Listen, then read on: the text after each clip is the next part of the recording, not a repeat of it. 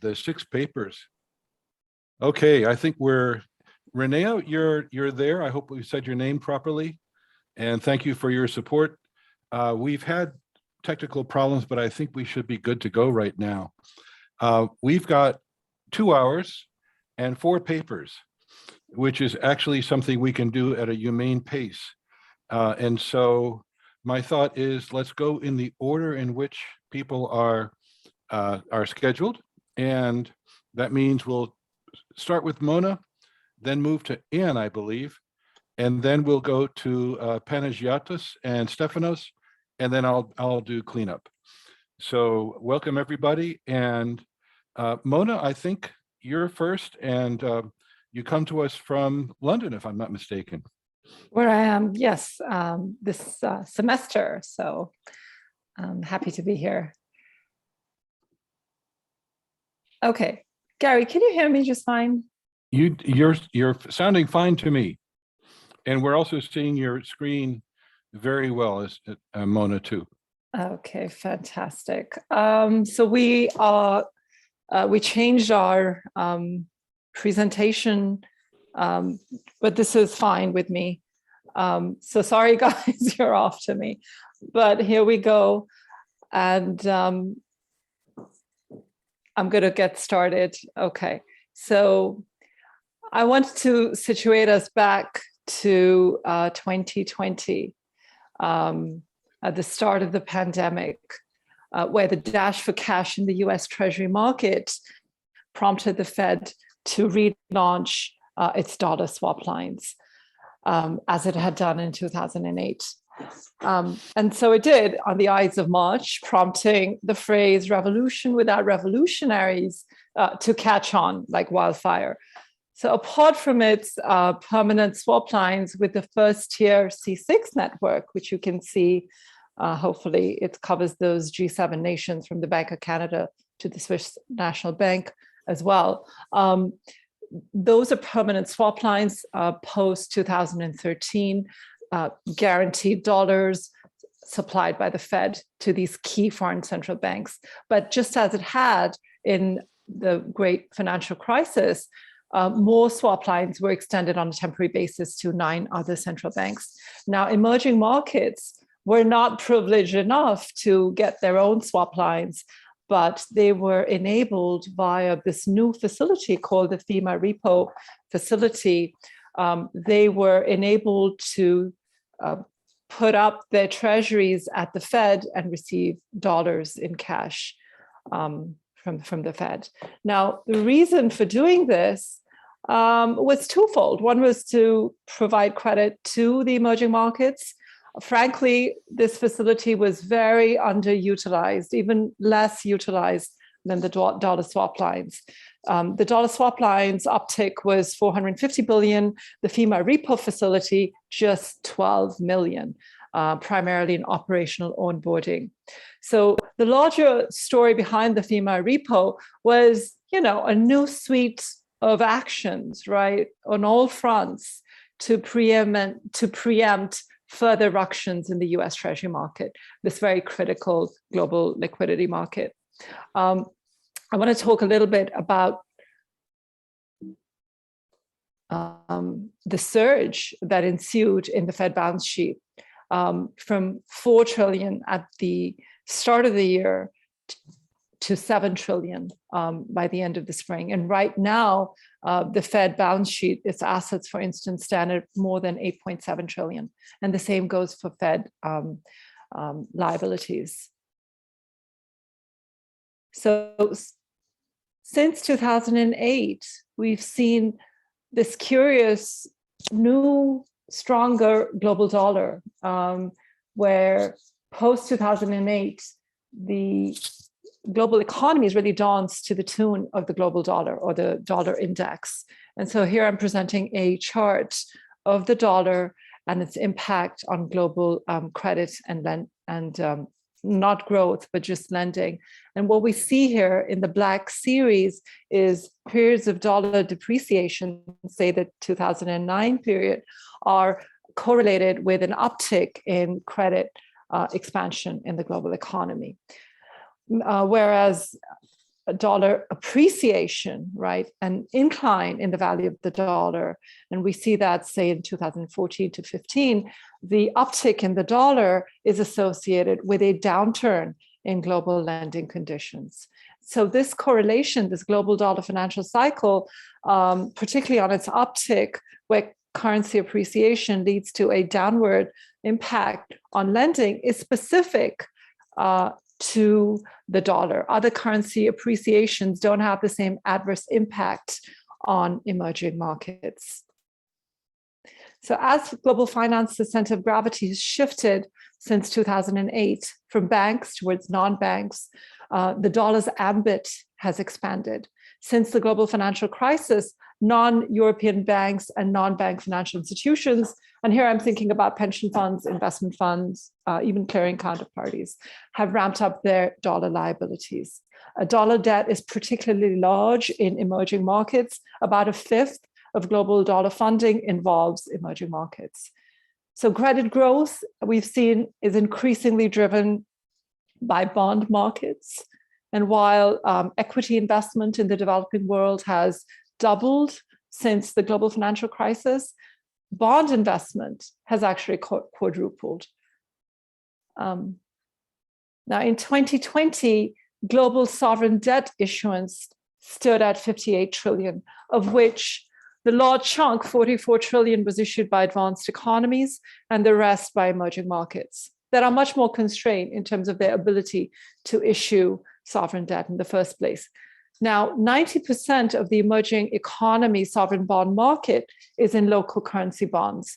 Foreign residents hold about a fifth of outstanding emerging market local currency sovereign bonds.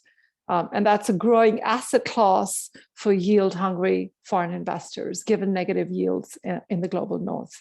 However, own currency bond issuance has not insulated emerging markets from financial shocks. On the contrary, emerging markets are now experiencing a new variant or a new mutation of original sin. And Carstens and Shin have called this original sin redux, where there's an acute sensitivity of emerging bond markets to the global dollar cycle, whereby dollar appreciation catalyzes local currency bond market sell-off by driving, we're talking about dollar appreciation leading to both return and currency losses in local currency denominated bonds in emerging markets, and that drives the sell-off. So the exodus of capital from developing economies in spring 2020, which was about $150 billion on net, was driven by a loss of confidence in these local currency bonds. Foreign currency bonds issued by emerging markets were more resilient. And here you can look at the IIF data here. Particularly if you look at the image on the right, the foreign currency denominated bonds are in the blue. And there we saw resilience, right? Continued inflows. And these are in percentages of GDP. So rather big if you think about it. Whereas the red refers to the local currency bonds. And we saw strong outflows in local currency denominated debt. And this is sovereign debt in emerging markets, particularly, you can see the story play out rather badly in Mexico as well as Poland, disparate parts of the world.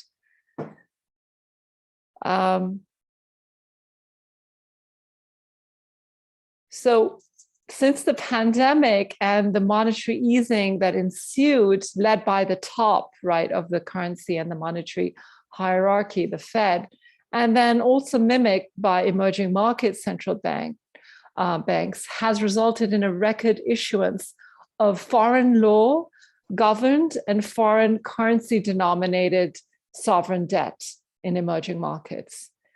Dollar depreciation that we've seen in 2020 led to an increase in international debt securities, particularly those issued in offshore locations, such as the Cayman Islands.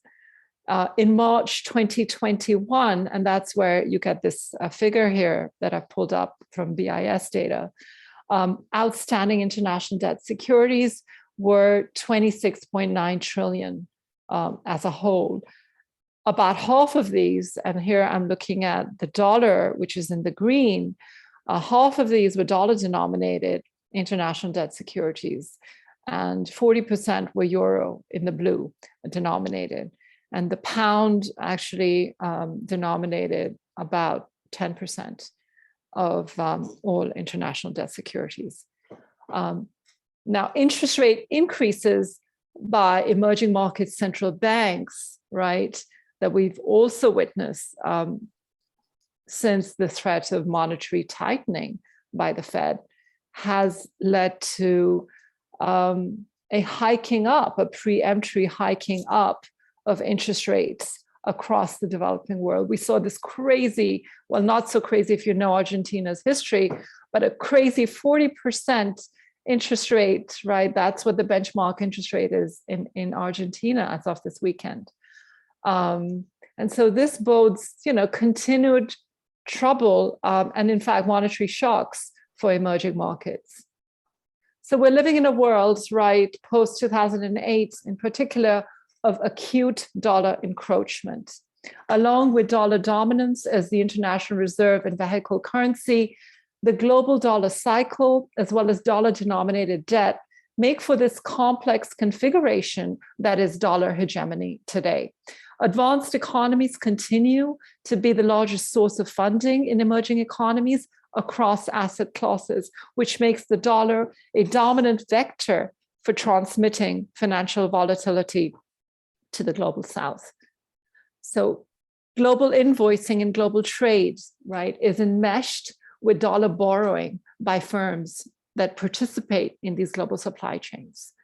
And we also know that there's an asymmetry of who gets the profits in these global supply chains. A large proportion, the overwhelming proportion of profits in global supply chains accrue to firms in the global north that control the intellectual property embedded in these supply chains. And I've talked about this in the paper I shared with you.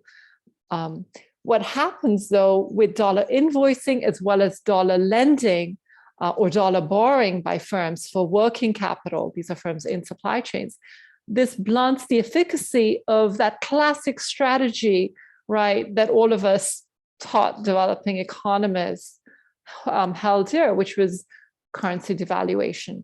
And that classic instrument is no longer as effective. And despite all of this, the IMF 2020 urged developing economies to withstand larger exchange rate shocks, ignoring the negative outcome of exchange rate volatility on output volatility. So, this is neoclassical economics, right? You rely on exchange rates as shock absorbers, price changes as shock absorbers, rather than thinking about the Keynesian element, which is its deleterious impact on output, on GDP. But we learned, from Krugman and Taylor back in 1978, that the contractionary effects of large devaluations and their catalysis into crises, we learned that story, and it's been well documented, especially for Latin America. And Gary's going to focus more on Latin America today. So we're at an impasse, right? January 2022. We've seen the end of the debt service suspension initiative extension granted till 2021. And the IMF just came out with this a couple of days ago, where according to its own prognosis, 60% of low-income economies are at high risk of or already in debt distress. They're already facing debt distress. And now this, much awaited 650 billion, when it finally rolled out in the new IMF special drawing rights issuance in August 21, only 21 billion of that 650 billion has been allocated to low-income economies. Meanwhile, over the course of the pandemic, developing country governments have paid back bondholders $194 billion. Now, if we look at the geography of where these bonds are issued, it's an Anglo-American story. More than half of the outstanding stock international sovereign bonds are governed by New York state law, and less than half by English and Wales law. More than 70% of emerging market dollar sovereign debt is dollar denominated, and an overwhelming share, 90% of these sovereign bonds issued by countries that qualify for the DSSI are governed by English law, the law of England and Wales. The new G20 common framework that is supposed to roll out now is in fact much narrower in scope. It only allows debt restructuring to those sovereigns who are actually facing immediate or imminent debt default. And we've only seen 3 participants, Chad, Ethiopia, and Zambia thus far. So we're seeing, you know, a massive crisis just around the corridor, if not already here with the developing world. So we need to start talking about, right, as the G30 have, and others as well, about debt restructuring. So mitigating these waves that are no doubt about to hit us, if they haven't already, of disorderly debt restructuring requires a global mechanism for sovereign debt restructuring. Now, sovereign debt is sort of unique. It's exempt from bankruptcy code. It's highly unregulated, which is good and bad. The bad part of it is that it makes for highly asymmetric ad hoc creditor coerced negotiations, where private creditors from the global north have the upper hand. Now is the time really for debt restructuring to employ the principle of economic necessity because of exogenous circumstances, the pandemic, right? Executive orders by the US administration can only protect sovereign assets housed within the US from usurpation by creditors. However, the United Nations Security Council, and here we want to think about the Iraq and Greek Bondholder Act of 2012, gives the capacity to enact a global immunity shield, which would exempt assets crucial to national sovereignty from use in debt repayment. And debt shields could be enacted in the heart, right, of global capital, which are the US and UK and its courts, where the majority of these sovereign asset seizures will be fought. And English and New York courts should also harness their ability to grant debt moratorium or debt cancellation. And I don't know how much time I have left, but 5 minutes, okay. And was that 5 minutes ago, or do I still have 5 minutes? That was 32 seconds ago. Okay, fantastic. Just closing, I want us to think about what Katerina Pastor, you know, very vividly tells us in her book, as well as the articles that led to her book, which was that stabilizing markets, right, requires suspending the law in times of crisis. And rather than just doing that at the hierarchy, right, at the core of global capital, we need to do this at the periphery. And facilitating debt restructuring will resuscitate these emerging market bond markets.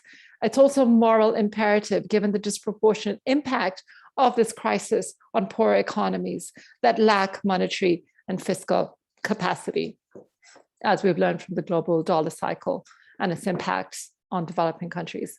And in this age of accelerating crises, I think we share this, at least this panel, and others from my organization, Union for Radical Political Economy, we really believe that governments should shape private finance towards the public interest, which requires both incentives as well as disciplining mechanisms.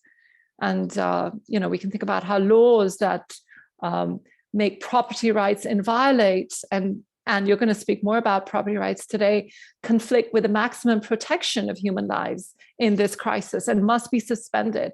And this not only includes the playbook governing debt restructuring, but also the trade agreements, TRIPS, for instance, that prevent poor countries from manufacturing COVID-19 vaccinations of their own accord. All right, thanks very much. Thank you, Mona, for a remarkable presentation. And I think in the interest of maximizing our exchange, let's proceed right through the sequence of papers, because I think they all fit together very nicely. this will bring us to Ann Davis. And Ann, would you like to take the floor? Yes, thank you.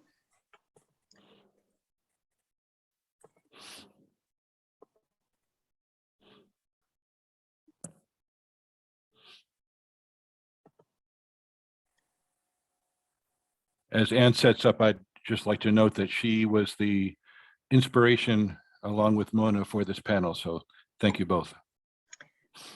Thank you for chairing and organizing. So Mona is presenting us with very current, very concrete trends. And I'm sort of going in a different direction towards very abstract. And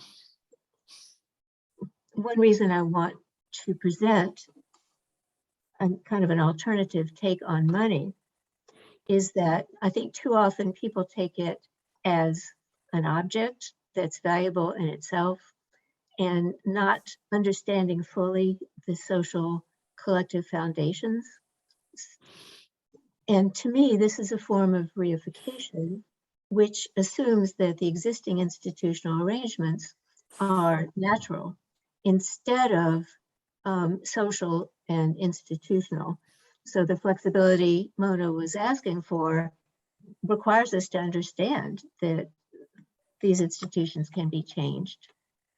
And so I think this approach is more helpful than the essential hybridity of money or the commodity theory of money literature in particular. So to try to convey the idea that money is social, I'm going to take three examples, the first two very briefly. So number one, John Locke has an origin story, which we're all very familiar with. Individuals are in the state of nature and agree to form a social contract for the purposes of protecting their property. And if the government doesn't protect their property, they have a right to rebel. So it seems to me that what we take away from this narrative is the individual and property, and we forget about the collective, and the social contract seems to make the commons invisible, even though that's where the story began. A second example is the division of labor. So both Adam Smith and Karl Marx essentially argued that the economy is social because of the division of labor, from which comes productivity resulting from the extent of the market. No single producer produces for her own needs, all produce for others, mediated by the market. So Marx looks at that and says that's social, even though each worker is employed individually in a particular firm. The social production is represented by value, which is as if price were a characteristic of the commodity itself, but rather Marx is arguing that value is the social representation of the division of labor. So example number three is a little bit more extended. It seems also that what we know of double entry bookkeeping, starting way back in the Italian city-states, is also a representation of social production and financial flows. And so again, it's a contract among merchants to begin with, that I'll provide you with this commodity if you pay for it in money. And so it is a representation of an exchange which is general. But rather than seeing the communities, the countries, even the individual merchants, what we see is the double entry bookkeeping and the financial flows. So this method was used first among merchants, then later for the nation state itself. And the goal is growth and expansion, and we lose track of the social dimensions or the individual workers or consumers.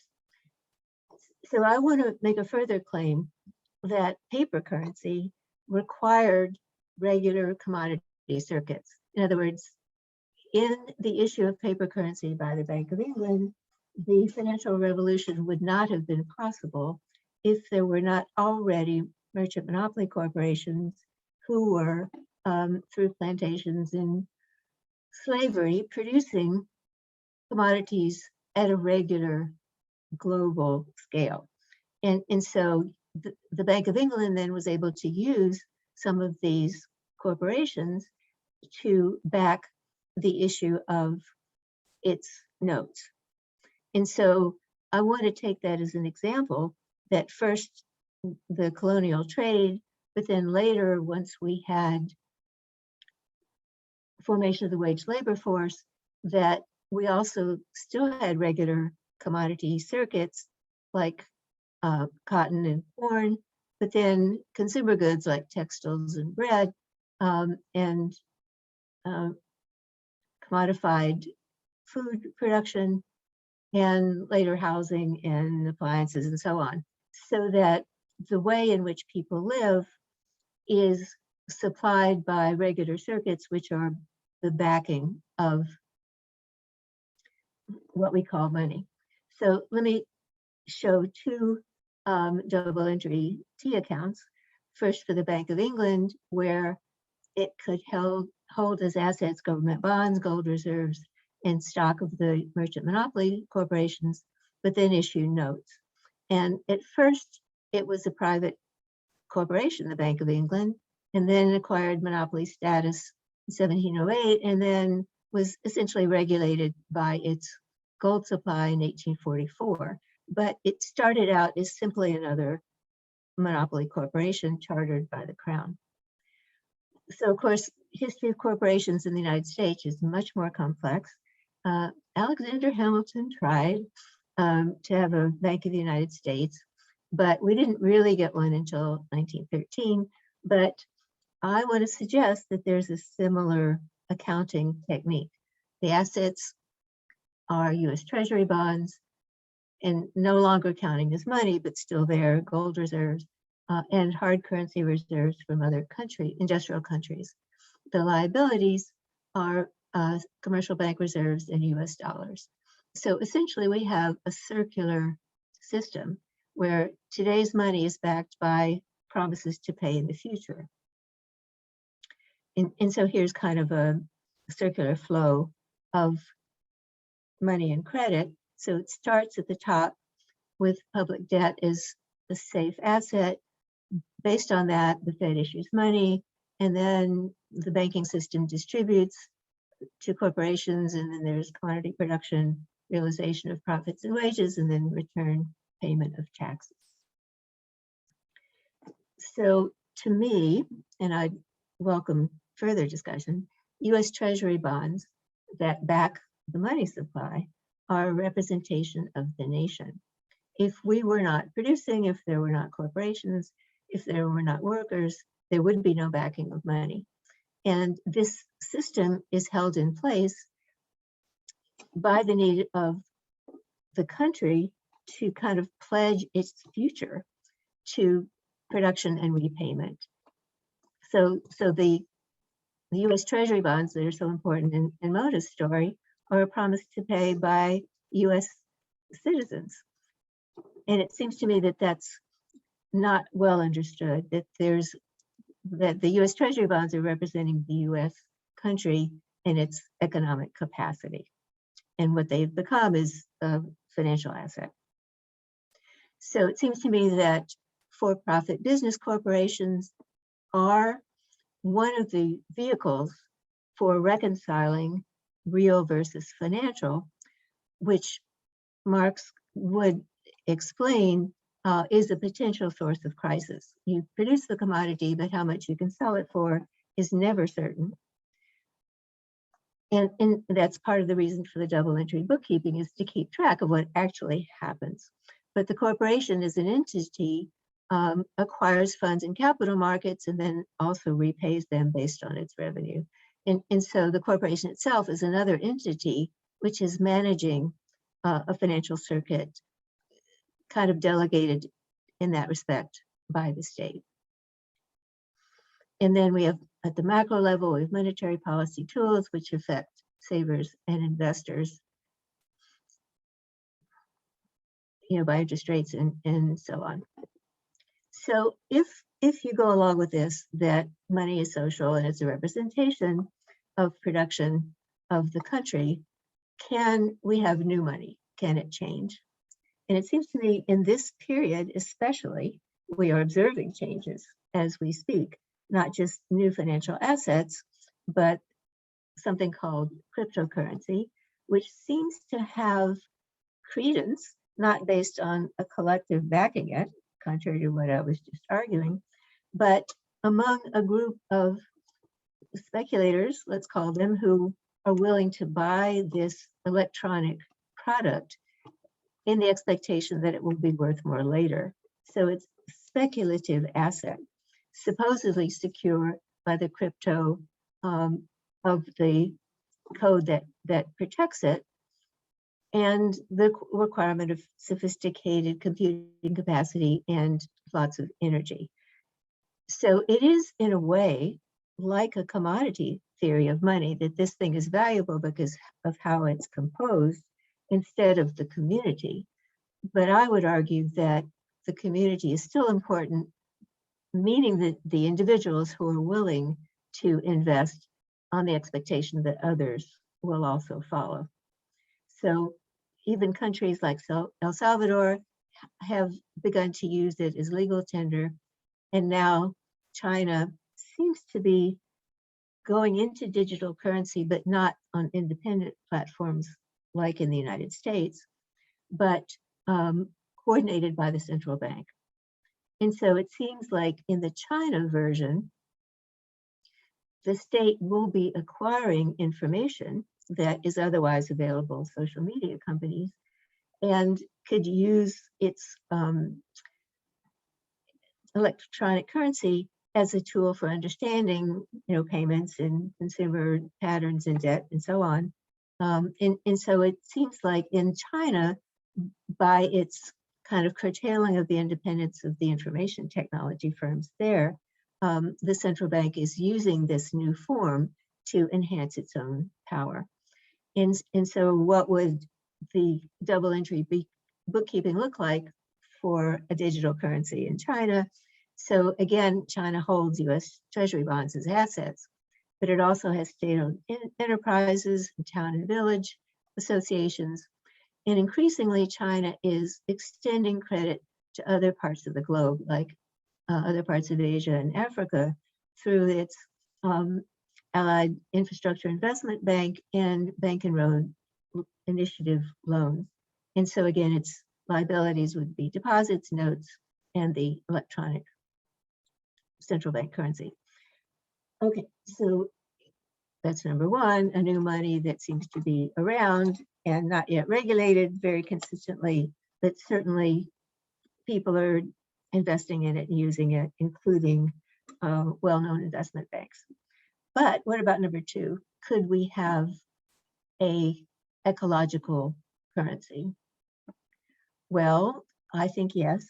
And again, I think yes, with attention to how the associated assets and institutions would be constructed.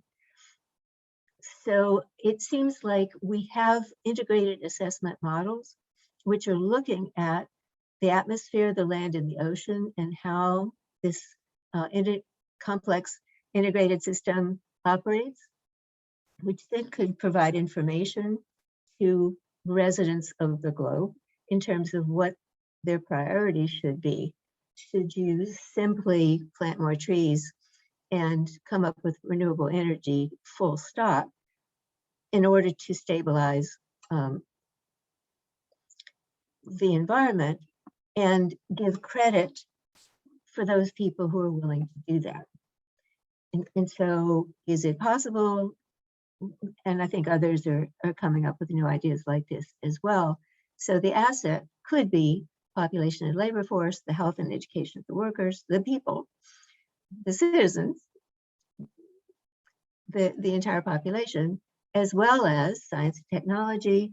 And I would imagine these assets organized by regional ecological communities where land would be held in common, that we don't have a wage labor force, which is exchanging commodities, but there are communities that are deciding together how to invest and manage all of their resources, human and ecological, and that there could be, as liabilities, some kind of a metric at the global level of how the ecology, what is the state of the resilience of the ecology, and where, and what types of actions need to be taken, how quickly, and to coordinate that at the global level. So this is not exactly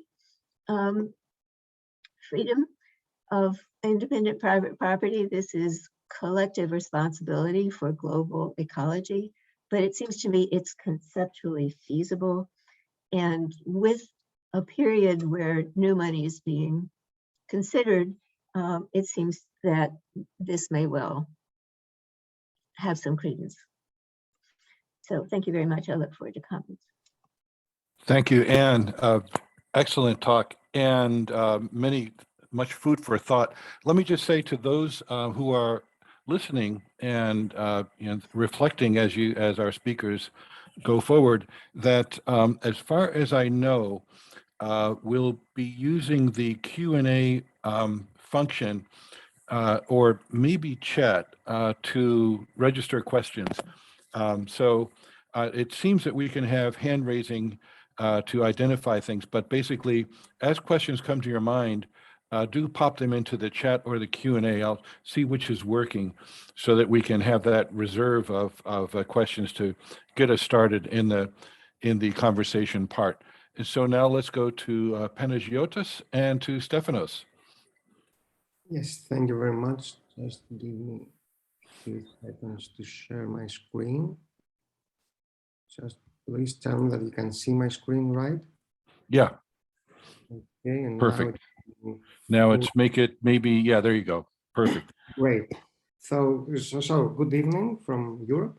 Thank you very much for having us. I'm Takis Iliopoulos. I'm a research associate in finance and geography at Oxford University. Thank you very much for the opportunity to present this paper that I have co-written with Stefanos Ioannou and Darius Vucic. Our paper focuses on the implications of Brexit for the position of London in the global financial system. Historically, London emerged as a global financial center after the end of the Anglo-French Wars, and afterwards played a leading role in global finance for more than a century. And it was only after the Second World War that the hierarchy of financial centers globally changed in favor of New York. But still, we have London dominating in important segments of global finance, like foreign exchange trading, derivatives and clearing, the euro markets, and so on and so forth.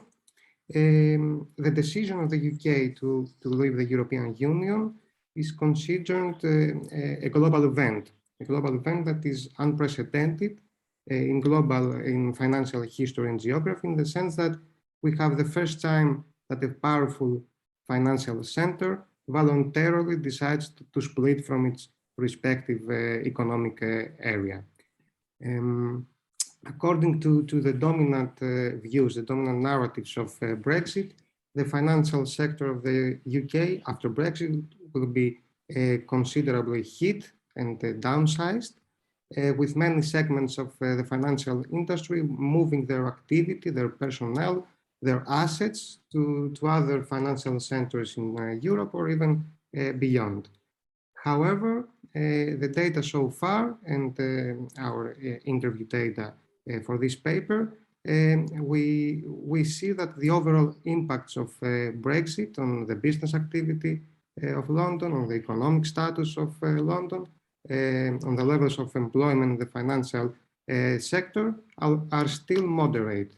And London still remains one of the most important global financial centers, and perhaps the de facto financial capital of Europe. So in this context, we want to to interrogate two research questions. The first is to understand why and how London has managed, even after Brexit, to maintain this leading position in the global financial system.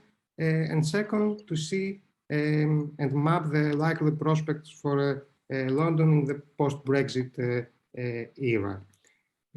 To answer these questions, in this paper, we apply the analytical framework of global financial networks, which is a framework that is inspired by financial economic geography and sheds light on the functional as well as the geographical complexities of global financial systems.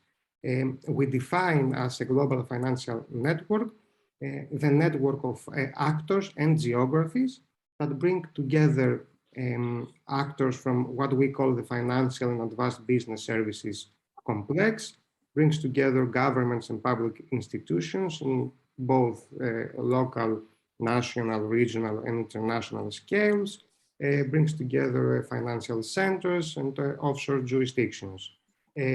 As FABs, as financial and advanced business services complex, we include actors from the banking industry, from insurance firms, other financial services firms, but also the sector that provides important services, services that are integral to finance, like legal services, accounting, consultancy, perhaps even IT, and so on and so forth.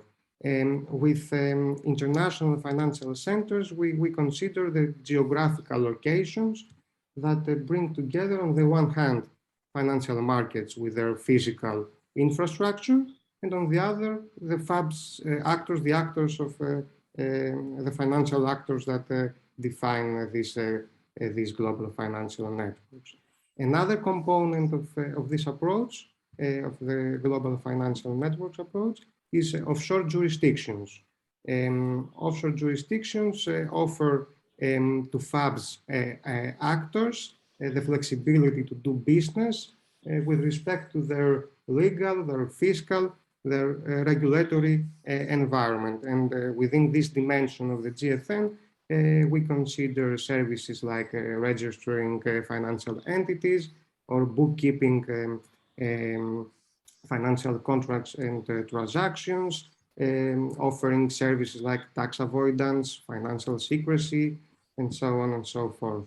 The final component of the GFN framework is what we call world governments. And here we include national and international public bodies, public institutions that have the ability to exert extraterritorial power over the production and circulation of money.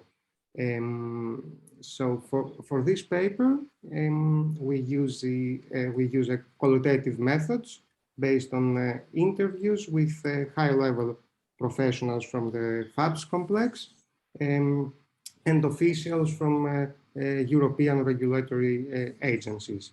We conducted in total 37 semi-structured online interviews in April 2021.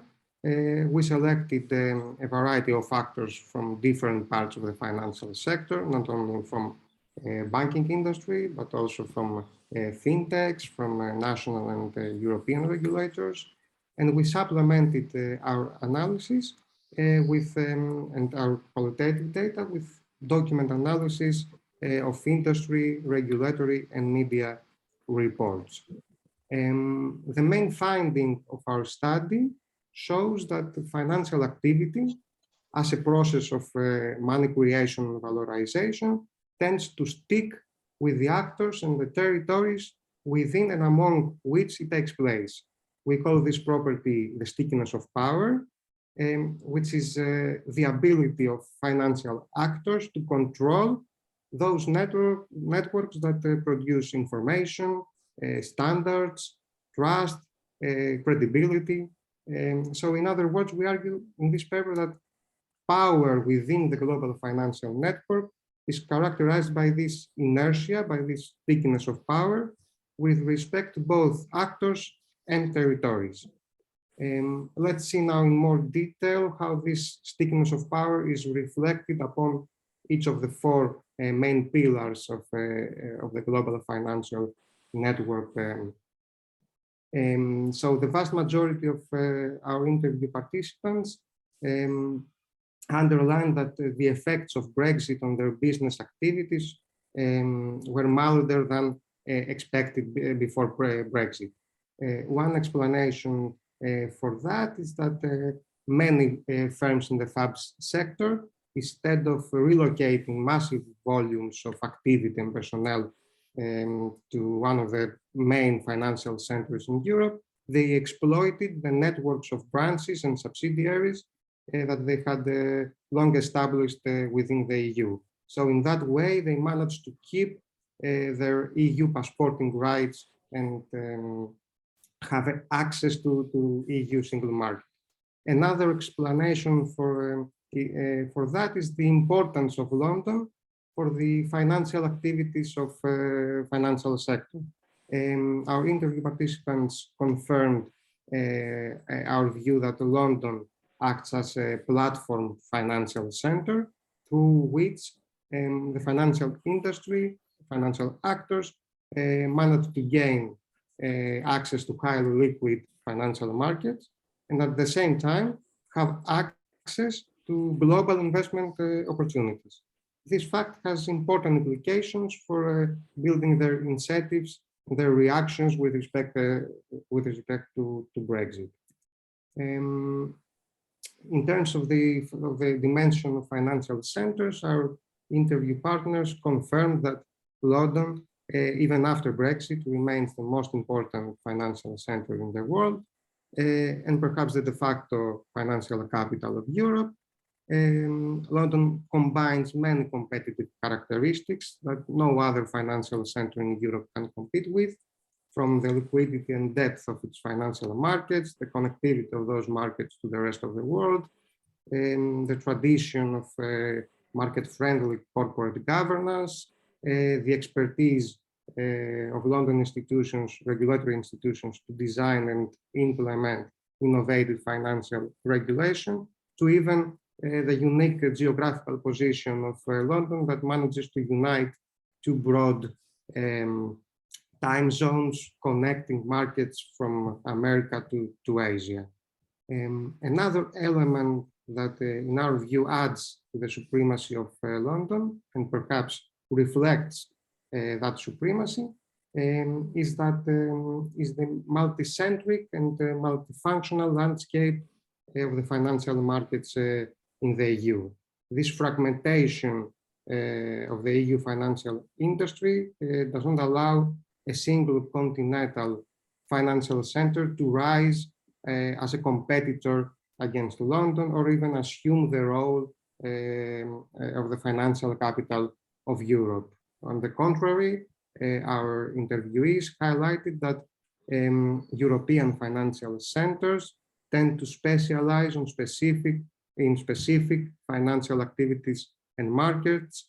For instance, Paris and Frankfurt in investment banking, Luxembourg and Ireland in the asset management industry, Amsterdam in trading platforms and depositories, and so on and so forth. With respect to the offshore jurisdictions dimension, London maintains its leading role in the geography of global asset management industry, in which New York acts more like the source of funds, part of this unique network. London acts as the originator of mutual fund products or financial instruments, and other centers within the EU, like Dublin and Luxembourg, play the role of distributing centers of these financial instruments to the rest of the world. This unique geography has London at the center of it, minimizing in that way any possible negative effects coming from Brexit. However, it was pointed out during the interviews that in the post-Brexit period, there are two contradicting scenarios that might affect the role of London as an offshore jurisdiction within the global financial network. The first scenario is for the UK to seek strategic alliances with the EU in order to gain more access to the EU single market, perhaps through tailor-made equivalence agreements.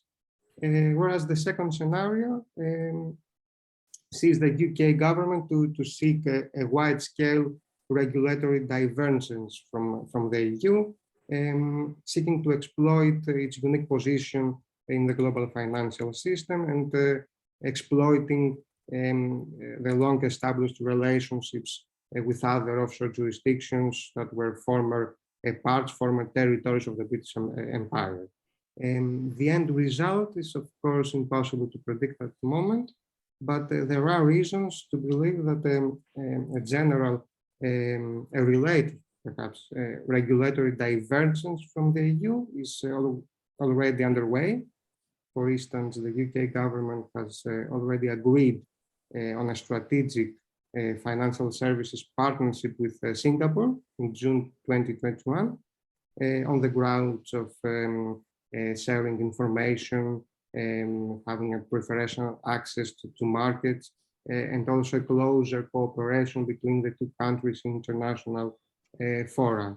Another example is the recent Financial Services Act of 2021, which gives more flexibility to UK regulators compared to the previous EU framework. Lastly, the dimension of the world governments. Here we see that Brexit has changed the power geometries within the EU. First of all, it has reshuffled the distribution of votes in the Council of the European Union, the institution that, along with the European Parliament, votes and decides about the EU legislation. Before Brexit, there was a pro-market coalition of countries that were able to block a legislative initiative. Now smaller countries are able to ally with France, Spain, and Italy, and play also the card of a blocking minority. Secondly, Brexit also gave the opportunity to some member states to design and implement aggressive areas of tax and regulatory incentives in order to attract business from the UK. The most aggressive Brexit planner was France. However, the gains were quite moderate and not so important at all. Thirdly, Brexit also opened the discussion within the EU about the future of the financial services industry, with two possibilities on site according to our respondents and our analysis. Either Brexit will pose as an opportunity for greater harmonization and integration of financial markets in the EU, or it will push further the centrifugal forces towards fragmentation of the EU single market and, of course, of the European financial markets. Another important element for understanding the impacts of Brexit was the role of the regulatory institutions and institutions like the European Commission, the European Securities and Markets Authority, the ECB, and their UK counterparts. These institutions were decisive for a smooth transition of the financial industry to the post-Brexit period. They managed to tame the aggressiveness of some national governments and guaranteed a smooth transition to Brexit. Now, will Brexit affect the global political weight and economic weight of the United Kingdom? First of all, the UK, even as a member of the EU, was a largely independent player as a world government in the global financial network. First of all, the UK was never a member of the Eurozone, always had its own reserve currency, always was able to act as a lender of last resort for its financial system without ever negotiating with the Germans or the French. Moreover, it continues to have a close relationship with the United States, with Asia and China. It is worth noting here that an interview participant from Asia confirmed that the presence of the UK in the Chinese economy and vice versa increased even more after Brexit.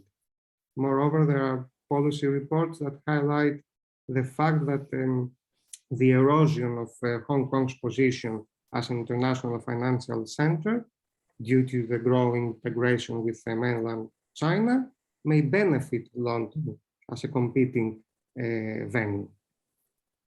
In conclusion, in this paper, we have found that the impacts of Brexit on the global financial landscape was moderate, mostly due to the property of the stickiness of power in the GFM. London has important competitive advantages, has geopolitical linkages with advanced and emerging economies. It has great infrastructure capacity. It has highly liquid financial markets. These are attributes that it is very hard to mimic. This paper, to conclude this presentation, this paper is, to the best of our knowledge, the first application of the GFN framework to the analysis of Brexit. And in extending our work, we find two research paths, two opportunities.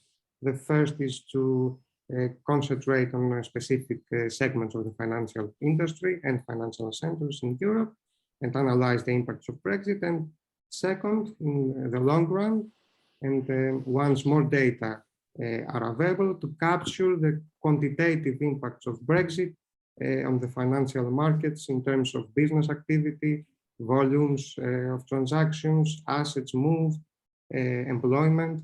However, always bearing in mind that this research path needs and requires extra effort in order to disentangle the economic impact of the pandemic and of Brexit. Thank you very much. All right. Thank you very much for your presentation. And Stefanos, I think we'll hear from you in the discussion section. Excellent. So let me get my presentation up and let's see, share screen. And let's see, which one is it? It's going to be this one here. And let me get it to the first page. And how about now? Is it visible? Okay, Yes. fair enough. And let me turn a clock on myself. Hold on just a second. And let me set my clock for 15 minutes. So when it goes off, it'll give me that 5-minute warning. Hold on a second. People have been really good about timing, so no problems there. So we need a timer, and let's do it for 15. And then we're good. Okay. First of all, this is a paper that I had anticipated writing together with a PhD student at Leeds, Nicole Chirpa-Vielma. As it turned out, the sequence went faster than I thought. The reason for, as you can see from the title, Intersectional Inequality and Global Economic Power, it came from a challenge that was given to me by Eugenia Correa. And here's Eugenia here. Eugenia was, I'm sorry to say, I guess I would say my best friend in Mexico. She's a beloved of many, many people in economics, and especially in the heterodox community. And she passed away very suddenly and unexpectedly just before the conference at which she had asked me to present that paper, which was in March 2021. Consequently, her friends rallied together, Mario Secararia and others, and basically pushed forward the idea of having a special issue of the IJPE in her honor. And therefore, I ended up writing the paper whilst Nicole was basically working hard on her thesis. So essentially, let's start with Eugenia's challenge, and that will frame the question. And then we'll get into some things that are going to, in a sense, square the circle that's been presented by some of the other papers. This, as mentioned here, this was a challenge that Eugenia gave me because, of course, she knows, and I guess people often know that I've worked for a long time on the kind of links between the socioeconomic inequalities and stratification and so on in societies, and the way that those lead to both crisis in marginalized communities and also then lead to crises at another level for global financial systems, and how does that all work out? So she basically said, can you pull that together and make sense of it? And so I attempted to do that. And basically, just to say that Eugenia herself has such an extensive volume of work. Much of it's in English. There are books and books in Spanish. And basically, she's looked at some of these interlinked trends. First is the inability of developing governments to sustain countercyclical policies. This goes to the kind of crisis that Mona was pointing toward. The focus of central banks on ensuring stability. And again, we have the evidence in the last paper of stability in hyper-leveraged financial markets. That's the triumph, not just of post-Brexit London, but let's face it, of the post-Great Financial Crisis IFC-centered system taken as a whole. Rising inequality within and between nations, and then nationalist fervor and nativism, a search for political scapegoats by voting publics, and reinforced economic global control by unaccountable elites. And I would include probably many of the people that were talked to by the last paper. Unaccountable in what sense? Well, basically, do you depend on the state and on the determination of what happens in the election cycle in order to know that your family and people in your neighborhood are going to be well off? Here's a couple of samples of Eugenia's work. There, with Alicia, there was a paper in the JEI where they talk about the crisis, post-crisis rise of international self-regulation by too big to fail financial corporations that coincides with reduced well-being in Latin America, but especially for women. And that, too big to fail, the self-regulation is part of what, say, Caterina Pastor has talked about. And then in the last paper published by Eugenia with her friend and colleague, and I'd say mentee, Wes Marshall, called The Crossroads, quite dramatically. This describes how this racialized global order that dehumanizes the other has shaped the dynamics of neoliberal capitalism and the responses to the pandemic. It's a dramatic paper. We'll come back to that at the end of my presentation. So what feedback loops did I find? I don't think I got to the bottom of it. Again, I was working more quickly than I'd anticipated. But here's what has emerged from that search. First of all, we see national governments in the global West between two force vectors. The demand for stable returns by owners of globally mobile capital and the citizens and residents' need for well-being. So, these increasingly severe financial crises have forced sovereign governments to reassure markets with bailouts for often failing financial systems. They've taken different forms, say Korea in the East Asia crisis, or Mexico with the Tesabono crisis, and others, even before the Great Financial Crisis. And at the same time, governments have had to mollify the IMF by often disciplining their macroeconomic policies. So the policies required to maintain circuits of globalized finance and wealth and policies required for preserving communal well-being are in conflict.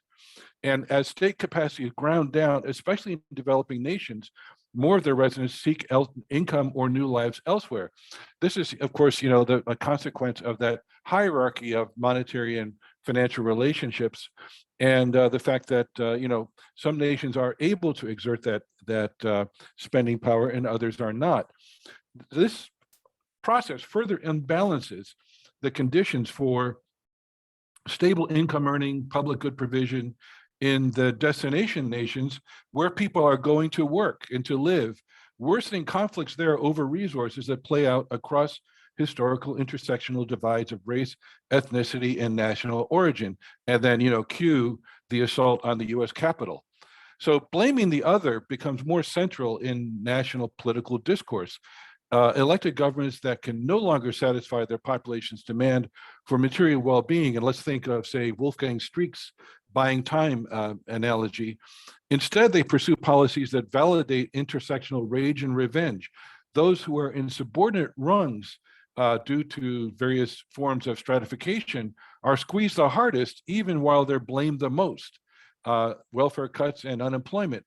This is justified by the view that they constitute the undeserving poor, a phrase that was first coined in the 1980s but resonates today, and who should not be protected from the market. So implications are the following: that those with intra-societal positional power, basically, when they're reminded that this stratification pattern comes from historical exploitation, dismiss that. They talk about identity politics. Look at the way that discrimination and minority group formation is treated in the public choice tradition, for example. The reward is no longer a material advantage, but vengeance. And you see this even, and I'm picking here on Angus Deaton, it is true that there's the tragedy of the average white man, and he's documented the health consequences and so on.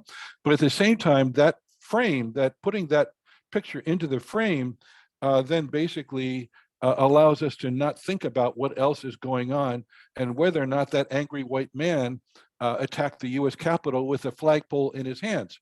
And basically, there's also this kind of these fabulous stories that reimagine what really happened.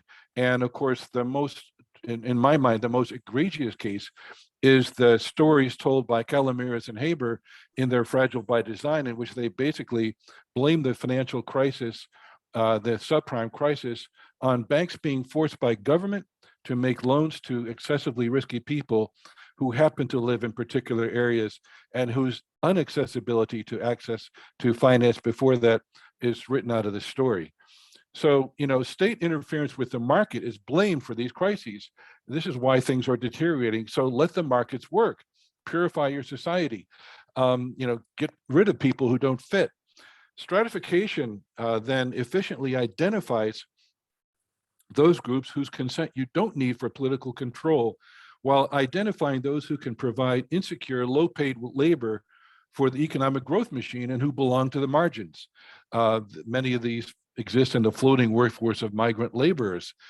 Welcome to California, right? The political disenfranchisement or invisibilization of those most victimized by declining state services make financial crises less costly for the elites. The loosening controls on finance make them more likely. So the inability of governments overloaded by bailout-related debt to restore former levels of national well-being feeds politics of anger and blame the other dynamics.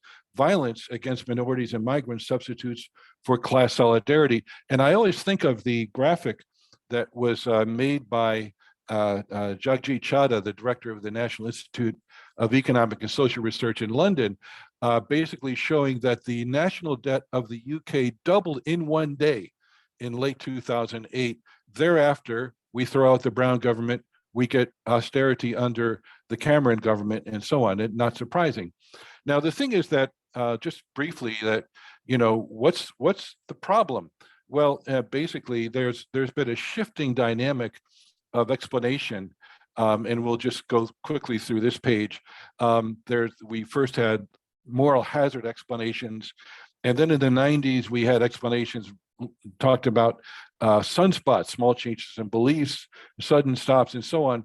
But lately, what we have is the next stop in trying to talk about what's happening with global finance and these cycles of inequality is this idea of that we have this world of financial openness in which there's return-seeking funds, and this leads to global financial cycles. This is what Mona was talking about as well. And monetary policy has no effect. The impossible trinity is dead.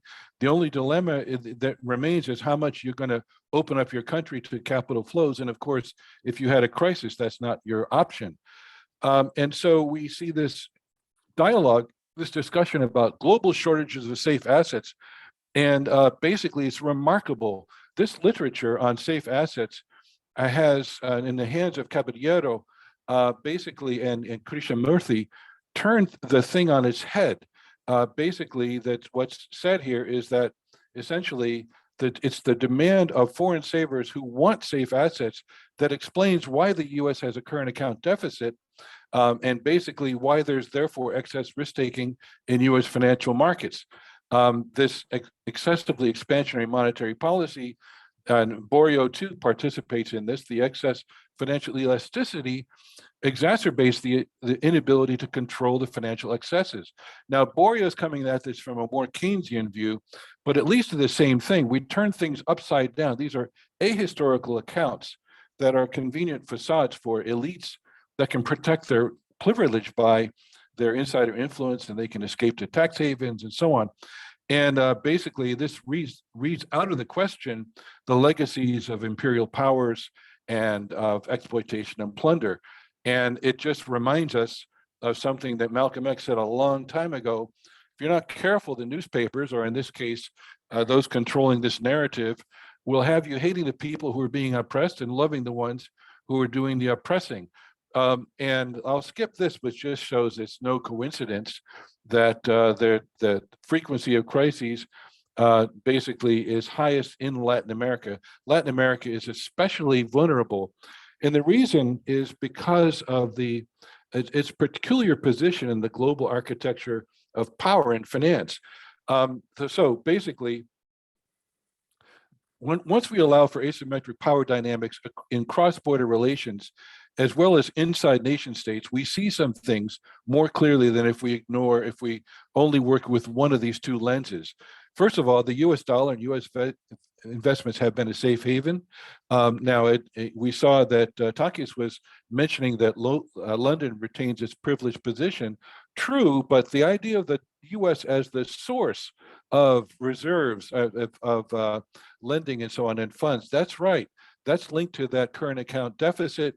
That's linked to the positionality of securitization, which drives the shadow banking system, which all those other contracts in the cities of London's offices are basically securing, hedging, and making bets about. So the Federal Reserve and its international lender of last resort, this confers this positional power in the US. It allows it to define the rules of the game. This global deregulation, which has been kind of fought off a little bit by Europe, but not so successfully, is what allows the US mega banks to penetrate the global corners. Actually, in some sense, Europe opens its borders to become basically the sites for offices of US domiciled mega banks that then operate European operations, often from London. So what the result is, we have this global pyramid, and this would refer to Anne's, there's my 5-minute warning, Anne's notion of the double-sided balance sheet, wherein basically who's got the assets and who's got the liabilities. Well, you need the assets. You need to have global holdings of US secure liabilities, which are your assets for you. And so basically, as Warren Moser would put it, the rest of the world is financing the ability of the Americans to live beyond their means. And so this basically leads to secular stagnation elsewhere.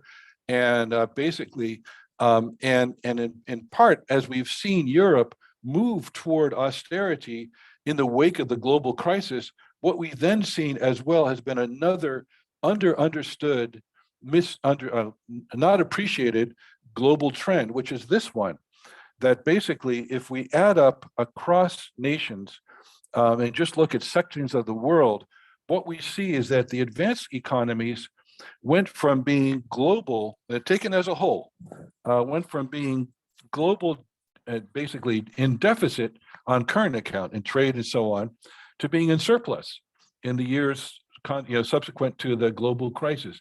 The global effect of the embrace of austerity policy in Europe and so on is basically this reversal, which means that the developing countries are systematically in deficit, and therefore we have what is called an UNCTAD, debt-led growth. So we see as a scenario of double hubs of global power. Just an image here.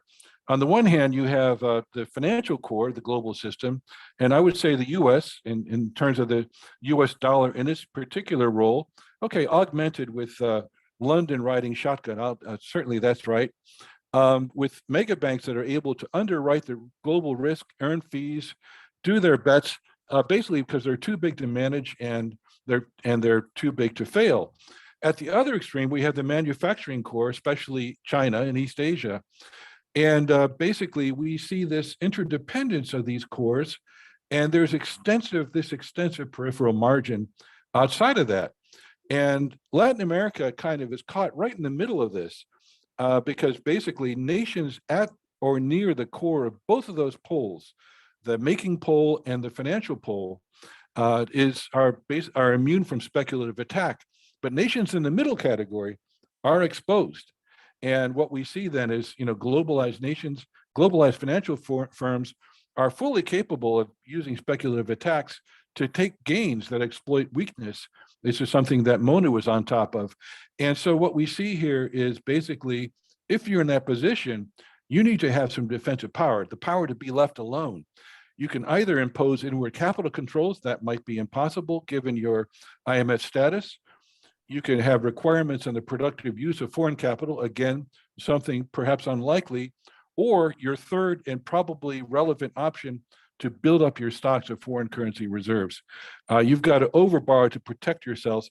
And what you see is that actually, let's go to the next phrase, is that actually, while Latin America has gone into current account deficit, it has accrued reserve assets. In other words, what should be happening is reserve assets should be falling because you're basically losing money on your trade, but actually they're over borrowing to secure that position.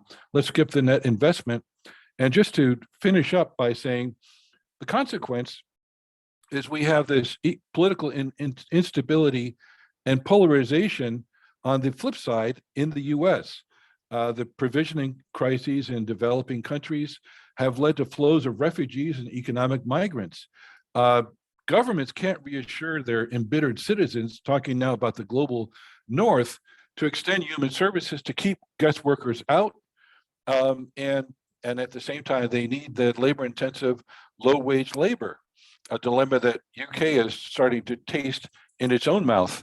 And this has encouraged the rise of this nationalist, anti-foreigner political movements across the global north, and with paranoid ideas bringing ghosts out of the closet.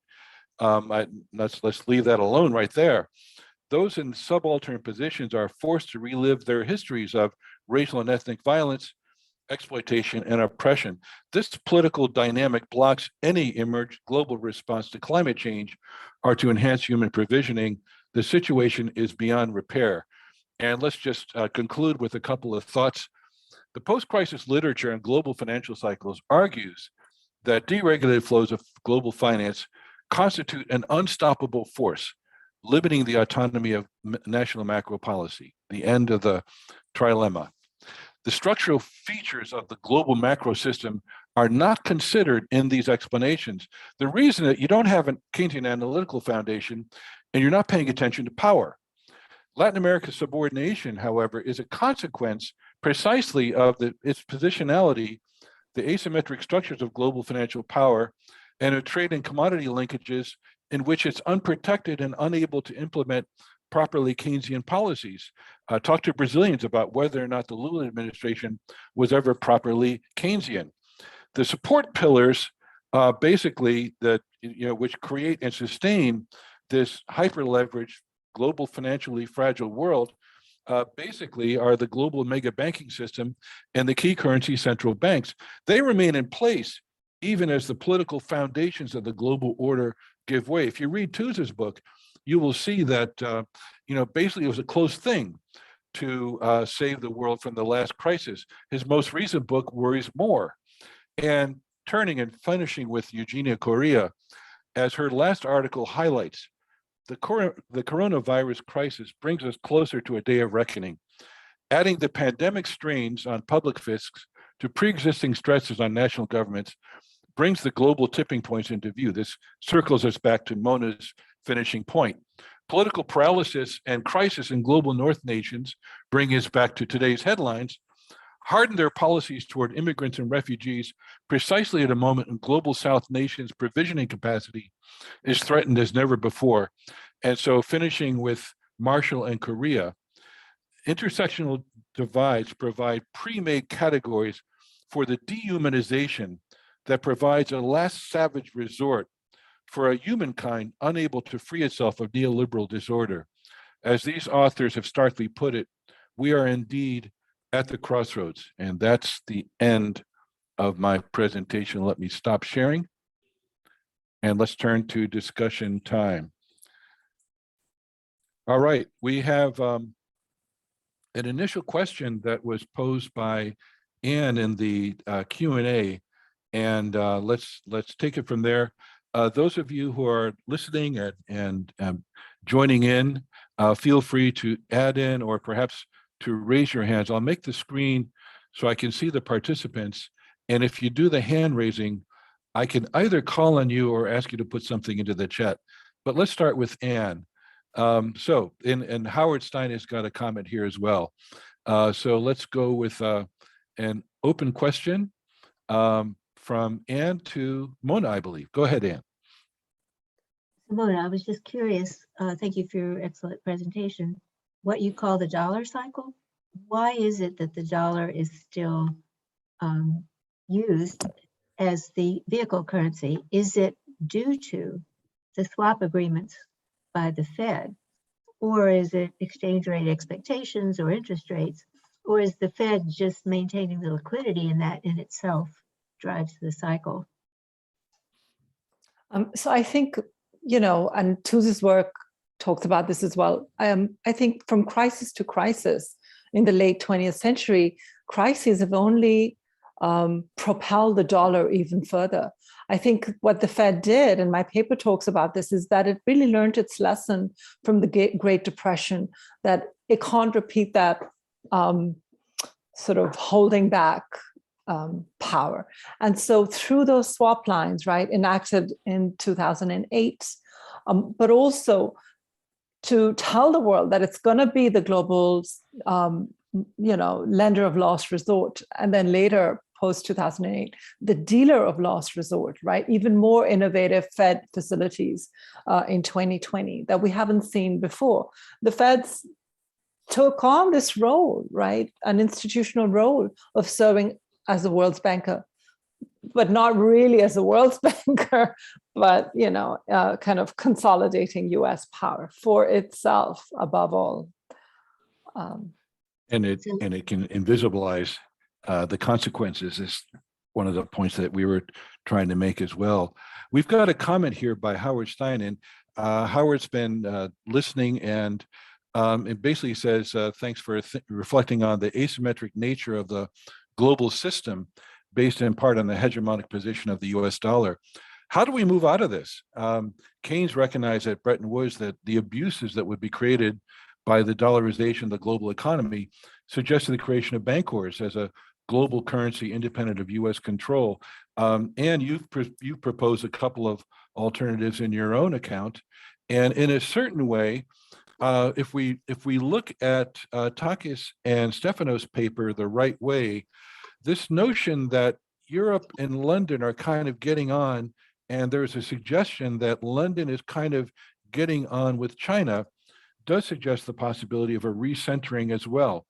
So let me throw that out and perhaps ask Anne, and then Stefanos, maybe you can jump into the conversation after we hear from Anne.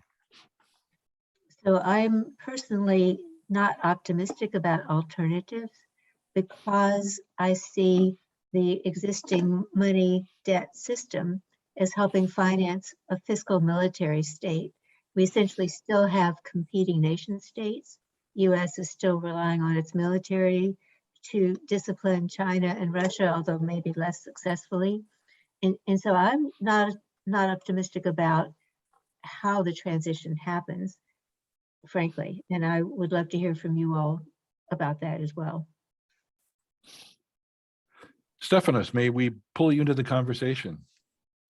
Yeah, sure. How the transition happens? Well, I would say, and also connecting with that paper we work together with Takis, that well, the question is far more political than it is economic. So yeah, I mean, take the Brexit. You know, Brexit is is an unprecedented event. You know, if there is something that comes out of it, is how, you know, it all boils down to power, really. You know, the power of the stickiness of power of London in our case, and the UK, which also connects with currency hierarchies, right? You cannot think of London detached from the positioning of the British sterling as the second most important reserve currency in the world. And all that, I would say, also in line with what I understand comes out of Gary's own presentation. I mean, points out to the need for for a coordinated global financial governance, so as to overcome this, or at least contain these power dynamics. In our case, for instance, and Takis also talked about plans of making London into an offshore, into a Singapore and Thames type of offshore jurisdiction, race to the bottom dynamics,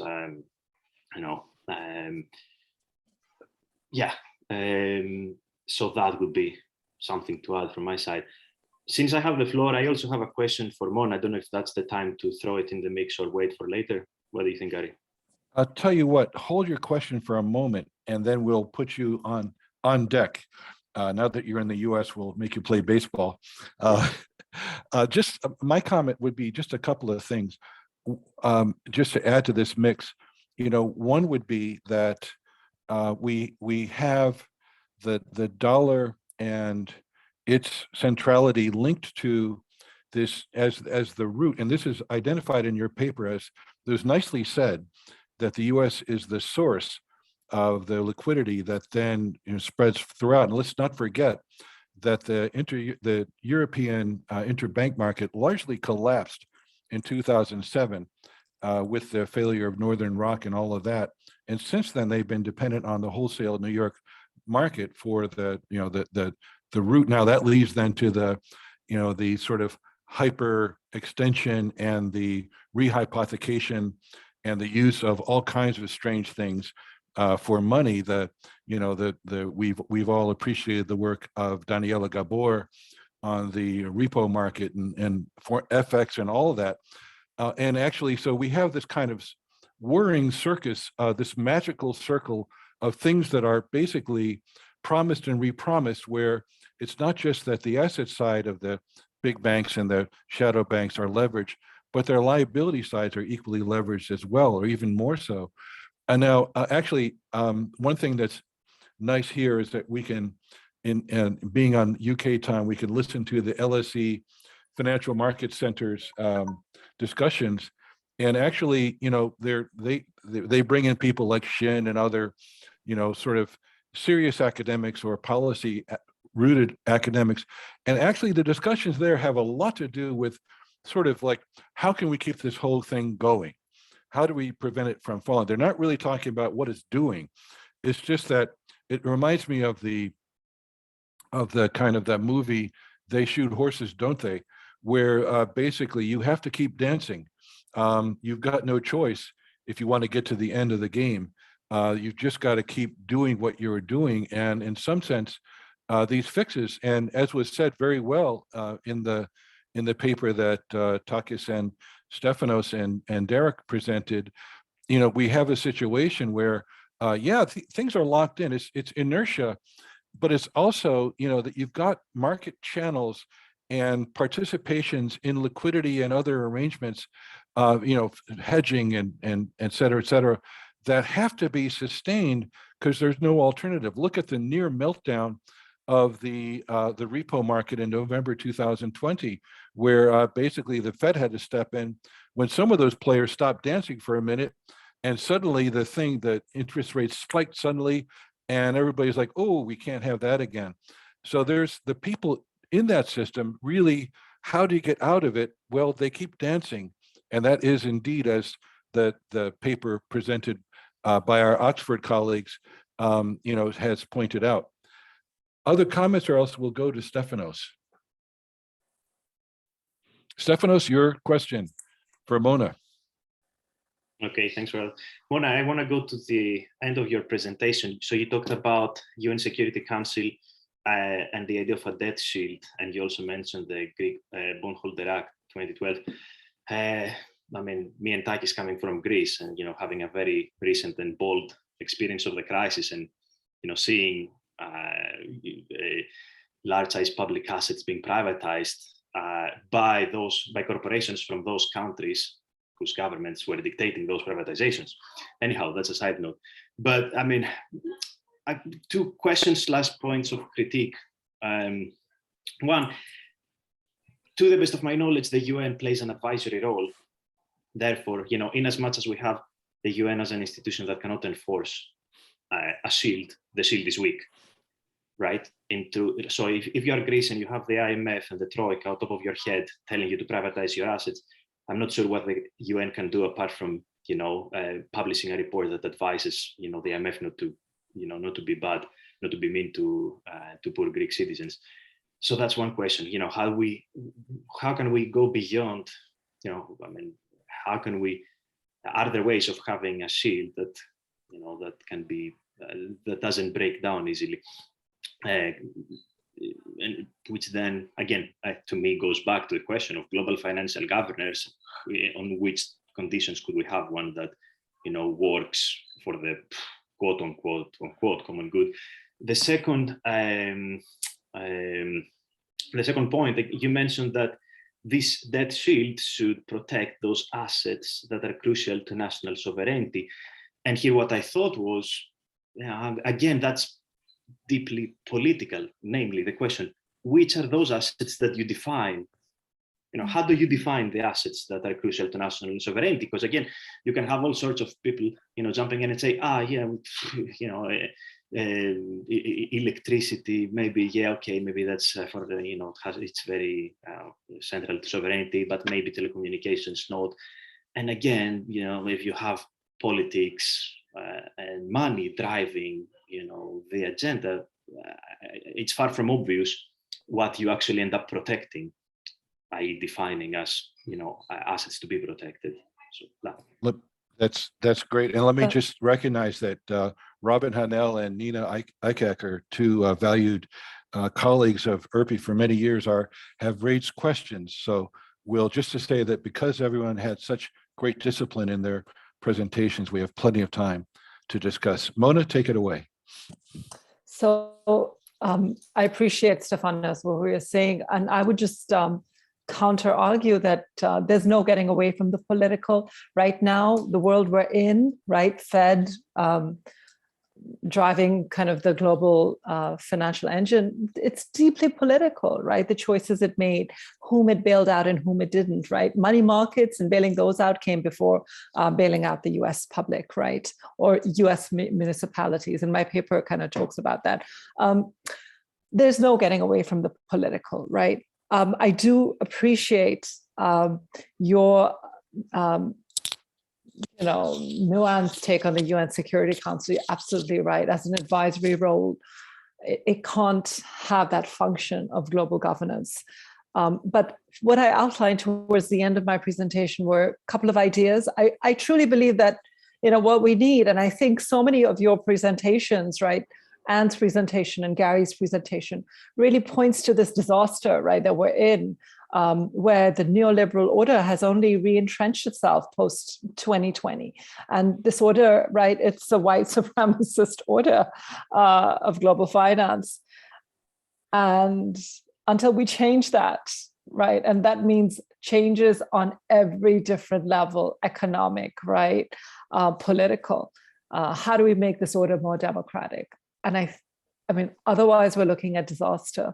And I wish I did have some hope to offer. I'll just say briefly, Hyun Shin and folks at the BIS have, through the back door, not through their own mouths, but they've offered for the BIS, the Bank for International Settlements, to house this new Bancor type currency. Okay, so it's not as if there's a shortage of ideas, but there's the lack of political will. And it comes down to protest, I feel, at the Anglo-American core of global finance. So it's so important, right? These new democratic movements at the core to push against the kind of, nasty stuff that we're seeing. And it's not going to go away. It's going to get worse, unfortunately. If we can maybe move, Anne's got a couple of questions and comments in the chat, but let's turn, maybe we can structure those around first, looking at Robin Hanel's question, which I'll read out. Why has the EU failed to supplant first the US dollar and now even the City of London? To put it differently, have shifts in global economic and diplomatic power failed to lead to a similar shift in global financial power? If I could just briefly respond a little bit, and along the course of the way, answering Anne's first question to me, which was, are there nations that have global surpluses on current account in Europe, for example, and so on? Well, Germany is the preeminent exporting surplus country in the world right now. So, and in some sense, Germany's driving or insisting that the rest of Europe follow its lead is part of the story of the European crisis that we've seen. So there's part of it, but then let's go. So since Germany's so strong, why hasn't Germany then and Europe taken precedence? Well, if we go back to the pre-crisis time, there was strong hope that indeed the euro would be this competitor to the dollar, and the numbers looked like that for a while in terms of reserve holdings and percentages of currencies used. And I was even surprised by Mona's 60-40 number was higher in the 40 than I thought it might be even today. At the same time, there's this kind of, there's a paper I never published that is still sitting and trying to figure out. I didn't want to publish a paper showing that the European Union is basically built on contradictory and unsustainable foundations at the same time that the Brexit debate was going on, for what it was worth. But the unsustainable foundation is that they're trying to be a global player and have their, little protected market at the same time that they're basically playing a game with the only central bank in the world that actually is the international lender of last resort. So this is, currency hierarchy with a vengeance. There's only one player that can save the system, and that player basically has no incentive to keep its people from, competing by innovation, which is something that, we've written about. Basically, let the system break. We can fix it, and we're going to take your banks too. Look at what's happened to Spain and to Germany and even to France in terms of their efforts to globalize beyond borders, or look at, for example, the Netherlands, Belgium, and so on. All those efforts to establish, really be global players at the level of global banking, mega banking, have really failed. Now, yes, there is a network and there's transactions and all that's, very robust. But as far as, the ability of any nation other than the leading nation to sustain that, kind of that presence at the global level, I think it comes down to that unity of one. Now, of course, that's my point. It's being eroded by the incoherent politics of the present day. And so this is something that, like, would anybody want to save President Trump's US and participate in that way? We saw you lay out the swaps, and as this goes back to this question of the politics. Which countries were in those swaps arrangements and which weren't? What's wrong with Colombia? Et cetera, et cetera. Those questions come up, and believe me, those are felt. Who else would like to take up the question of Europe? So I see that the failure of the US doesn't mean that Europe was ready to lead. Europe has not resolved its own questions. And here actually Varoufakis's analysis in his Global Minotaur book is to me still quite pertinent. The failure of Europe to see that, inside any nation state or quasi nation state, which is the way you'd have to think about Europe, you need to have surplus and deficit regions. It's unavoidable. And if you insist that every region be a surplus region, you're dumping your whole problem on the rest of the world. And that's what Europe, even now, has not gotten past. You see, France and Italy fighting against the conservatives in Germany and so on. And so those structural contradictions in European governments mean that we don't see the EU as a shining political success, able to really take on and take the leadership as the United States has stumbled. And Europe isn't, sort of the beacon of democracy when it comes to migration and other crises. So, there's that as well. All right, boy, I remember when I was there in Athens in 2009, I guess it was the Third International, the Socialist International, and there was this notion that was said by socialist leaders from Greece and from Spain and so on. Europe is the place that's friendly to the rest of the world. We accept the Africans. All of that was said with pride and joy and solidarity with the peoples of the world. And look where we are now. Mm-hmm. It wasn't sustainable. And those governments, by and large, have fallen. Let's go to Nina's question. A follow-up thought, says Nina, is, okay, I'm going to just read it. On the challenges of central banks in the financial core, especially the Fed, providing liquidity support, is the problem that the provision of liquidity itself or exclusion of different actors, institutions, and national systems from that provision. She writes, I think TOOS does an admirable job in recognizing the negative implications of the Fed not stepping in as it did in 2008 and 2020 in tandem with the inequities of the system in terms of who got the most preferential terms and who was excluded outright. Now, in a sense, this takes us to a conclusion that Mona and Anne came to, which is that basically we conclude from your work that the system is about to turn the corner and break down, and that tension that we see at the conceptual level in Anne's paper, this notion of money and wealth as a stock that has to be protected and has this status as a quasi commodity versus relational coherence, that basically there's this insistence that, well, only some are allowed to play, but that's breaking down and the relations are going to drive it. So let's turn again maybe to Mona and Anne, and Takis, I'm going to bring you back in after we hear from our two participants. So, and I did love your idea of positing, the communitarian roots of money that you focus on, but also property. And so thinking about money and property as a social construction, and that can be changed, right? From this monetary military machine that we have going, that's how I think about Anglo-America, to a more ecological framework. As you mentioned, this idea I thought fascinating of regional ecological communities. I hope in my lifetime we get there. I am a pessimist at heart. I think it might not happen.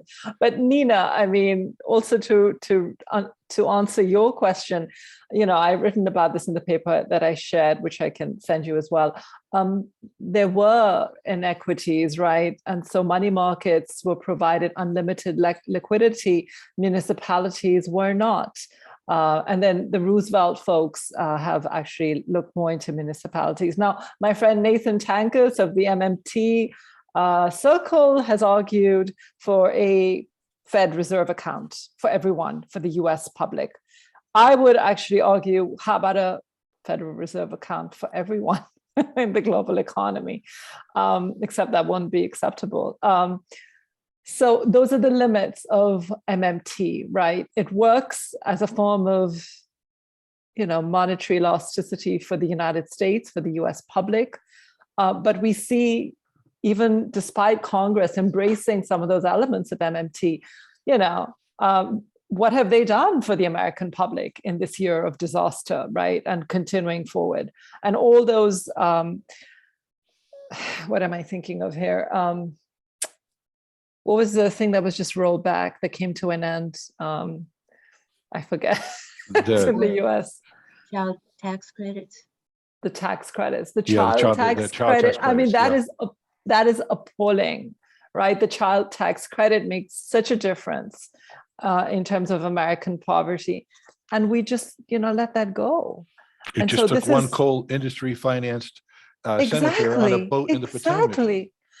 So we're, you know, in that situation of the movie that's just come out. I have yet to see it. Don't Look Up. I mean, the disaster is right in front of our faces, but we're dealing with very anti-democratic politics, and that has to change above all else. Let's come back to MMT, because I'm reading Anne as having a very interesting kind of dialogue with MMT implicit in her paper. Anne, first you on responding to Nina's question, and then we'll come to Takis. So if you look at the US economy today, it's hollowed out, it's concentrated, and yet our treasury bond is the world's safe asset. I mean, That's right. It's really a remarkable incoherence. And I just wonder if people are losing faith in the US government and the Fed, and that's why crypto is taking off. And not just Bitcoin, but there seem to be increasing varieties and NFTs and so on. It just seems like the money system is a little crazy, and maybe because people kind of have an idea that the dollar is overinflated, and if it weren't for the Fed's finger in the dike, it would have already collapsed. It's just like such a collapse is too much to contemplate. And so, as you were saying, the music is still playing and they have to keep going. And other than the inertia, I don't think there's much support for the system. And so does that give us any angle into, you know, how we might intervene?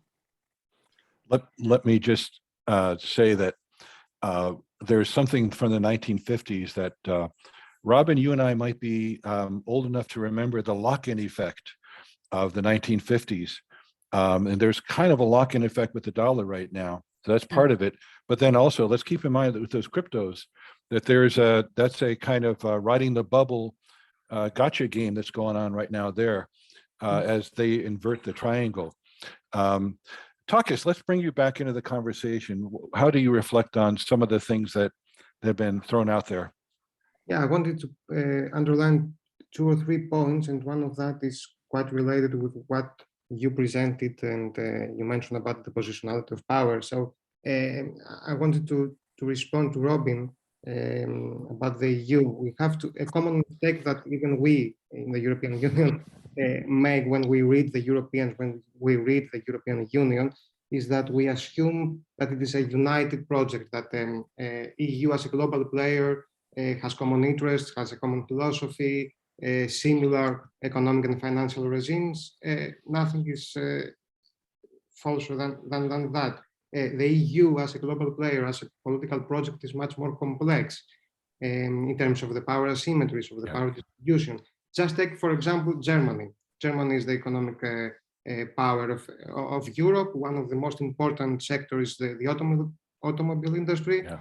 You try to deconstruct the value chains of German automobile industry, you find important positional nodes in this complex network in Turkey, in Russia for energy, in China. And this might reflect why the EU doesn't have a common voice, why the European Council couldn't even decide something about Turkey, because Turkey is an important node in the complex system of European manufacturing.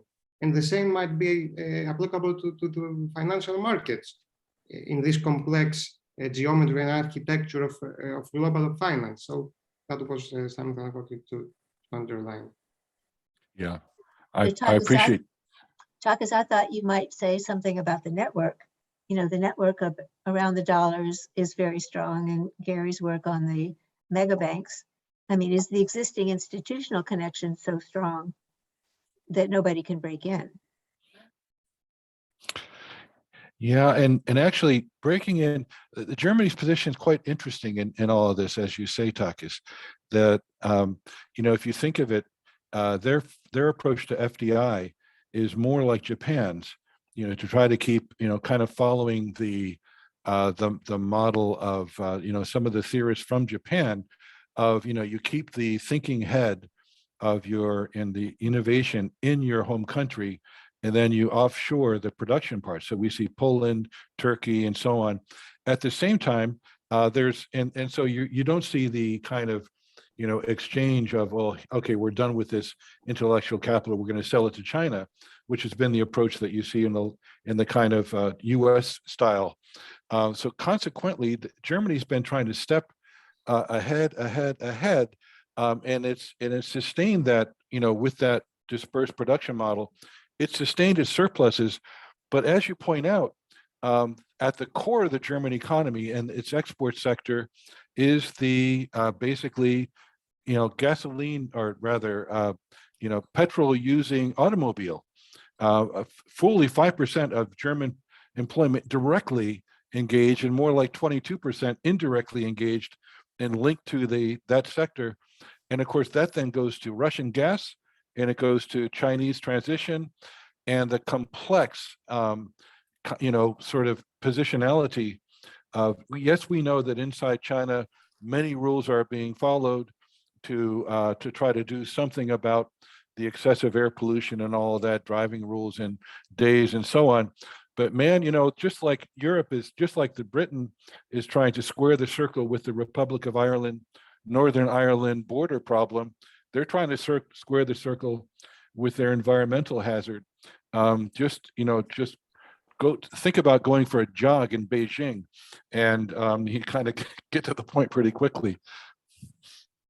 I was also thinking, because Germany's been in the news recently, that there is that ghost of austerity or austerity politics, because one of the issues with the current account surpluses in Germany is who's bearing the brunt, and it's German workers and their real wage stagnation, right? And that is part of that surplus engine, if you want to think about it that way. And so once, Germany has a kind of monetary power that the dollar has, that the euro has the monetary power of the dollar, only then can it go over that austerity politics, that strike back again.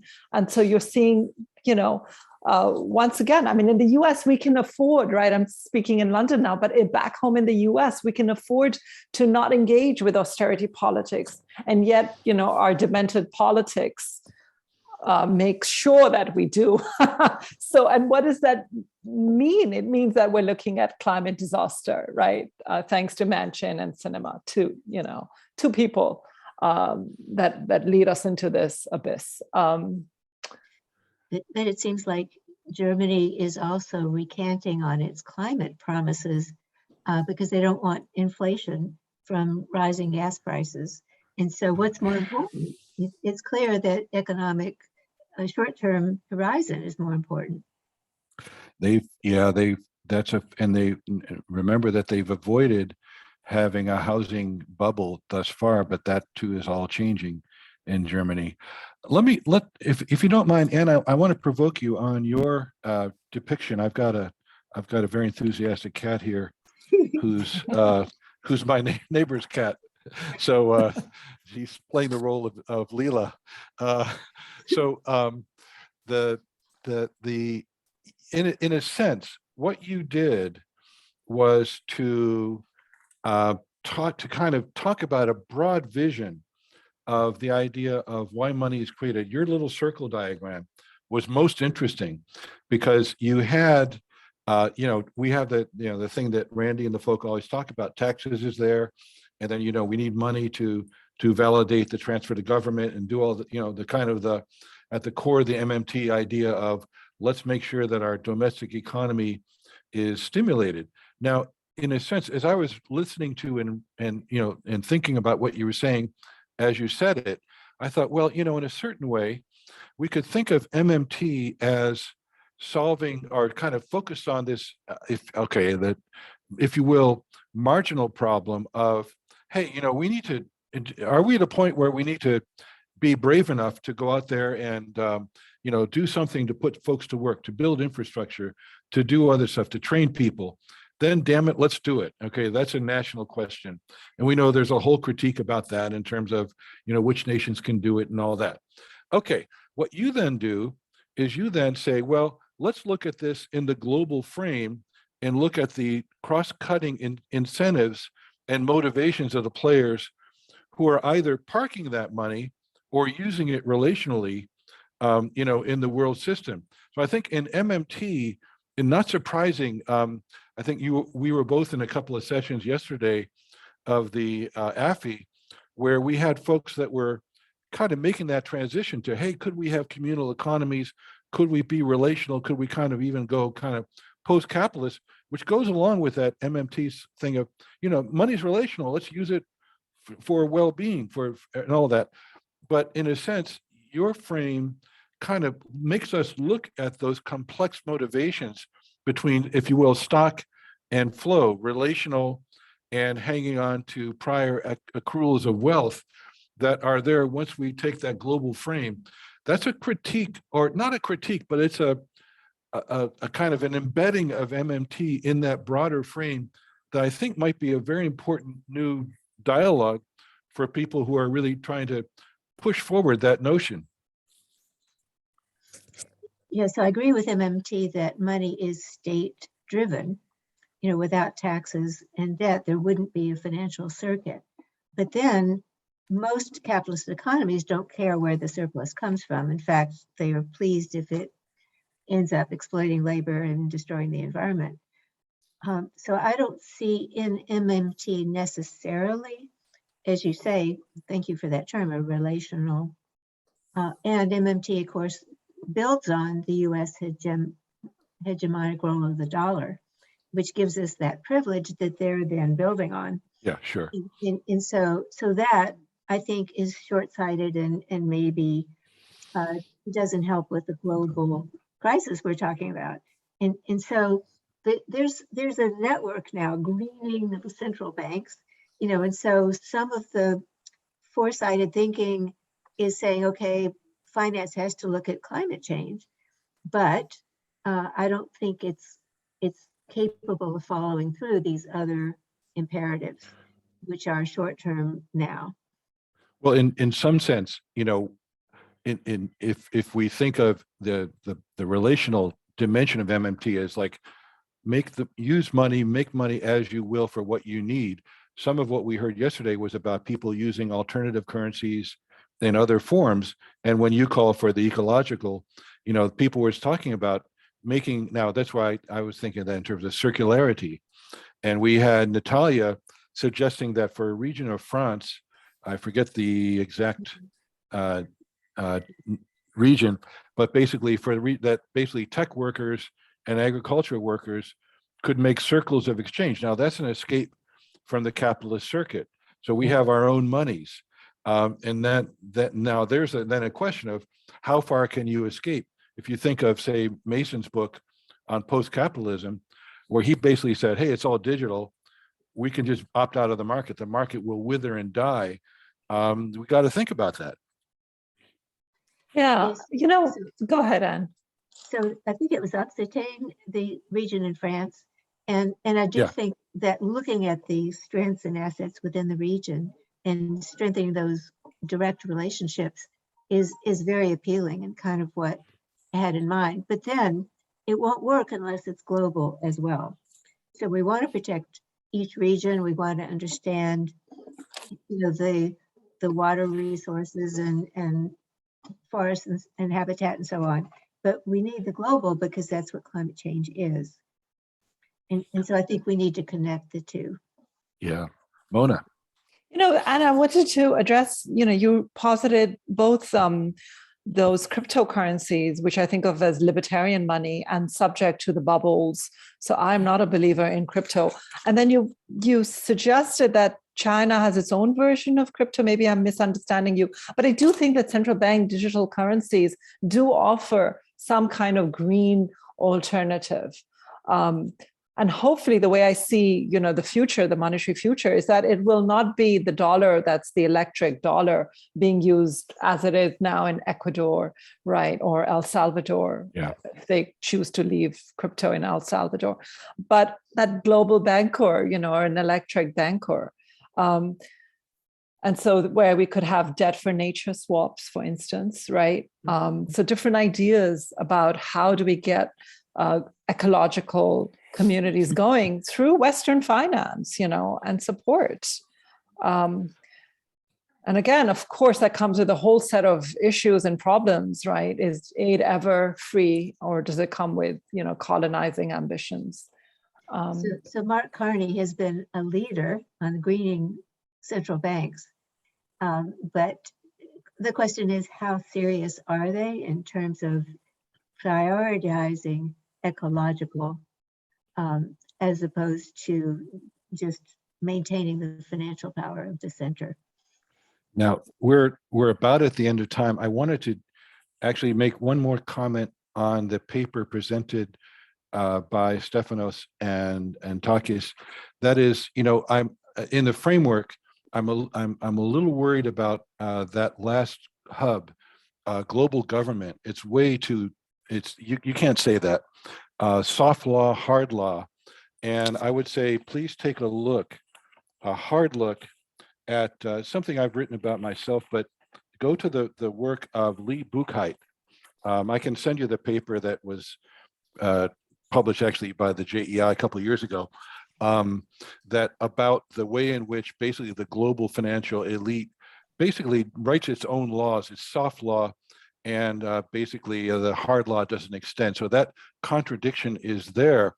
At the same time, while that's a critique of, how Europe and basically the UK has sustained its position, City of London, by being a global tax haven. And that's something that, is the devil will come due there eventually. But let's think optimistically. Since there's this effort by the UK in City of London to be the place that speaks your language, since they're going to have to turn to China doesn't want to be the global monetary hegemon. Could we see the UK emerge as a kind of global brokerage point for a new system that would essentially allow us to transition to have multi-form currencies and grounds for exchange that would not be predatory, but that would allow us to rebase money? Couldn't the UK try to preserve its global positionality by compensating for its years of empire building by instead essentially serving to sort of heal and allow the flowering of alternative systems with multiple monetary bases? Why not? And so with that thought, because you guys are talking to some of those power brokers, fill their minds with new ideas. They want to make some money. That's all right. But let's have them make money for the right reasons. I think we are out of time. And I wanted to thank everyone.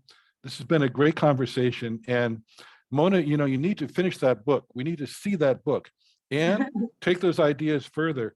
And Stefanos and Takis, this dialogue between people in the kind of Keynesian institutionalist macro frame with those who are thinking spatially is something that I've been trying to encourage for years now.